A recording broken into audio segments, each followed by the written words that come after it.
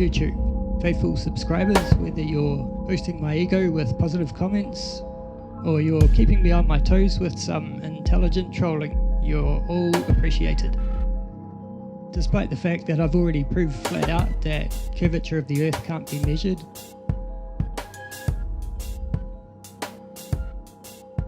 and that is not due to any kind of atmospheric refraction, light bending.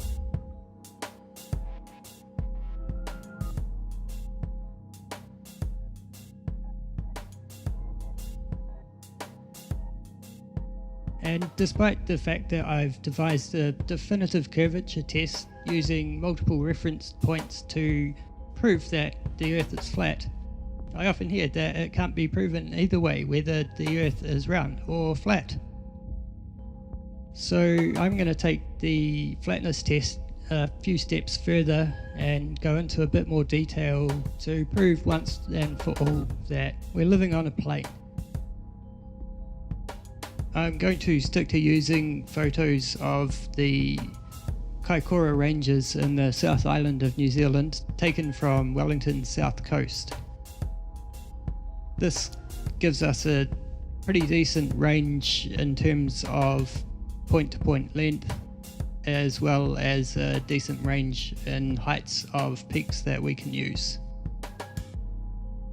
I've been out there a few times taking panoramas, as the spot's just breathtaking, especially at sunset. On the day I was out taking these shots, the conditions were just about perfect. The further away the mountains are from the camera, the lighter they are. That's because there's more atmosphere between us and the further mountains, so they get kind of washed out. Pretty obvious, but this photo demonstrates it nicely. I'm going to pick out a few prominent peaks and color code them for convenience.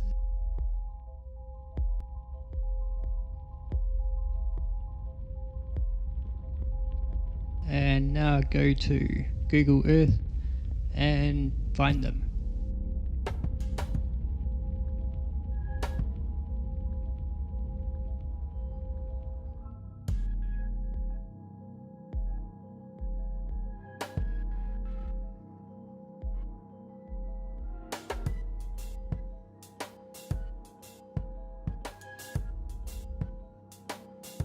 And a few weeks later I've found them. It's pretty hard work, but I'm confident that I have found the right ones. But please don't take my word for it, check for yourself. Everything you need is right here. Once again, I'm going to enter the heights of the peaks and the distance from the camera into a graph. Now I go back to the photo and make a horizontal line at the height of each peak, color coded of course.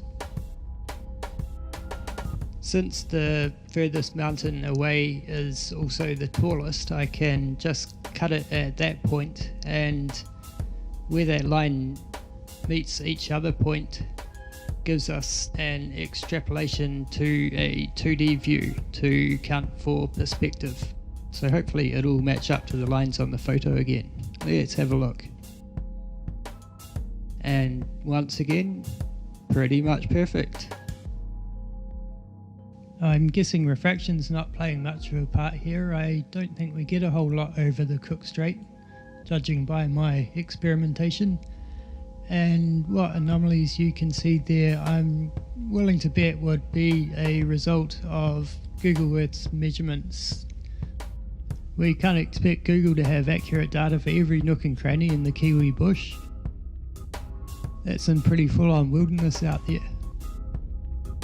Now I'm going to do the curvature calculations for each of those peaks and input that into a graph to do a comparison. Let's see how it looks.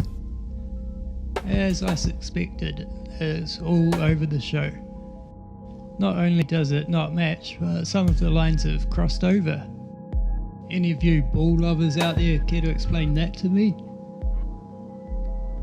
I didn't think so. If we get these scales matched up, we can get a rough idea of how it would look if there were any curvature. I'll leave you with that.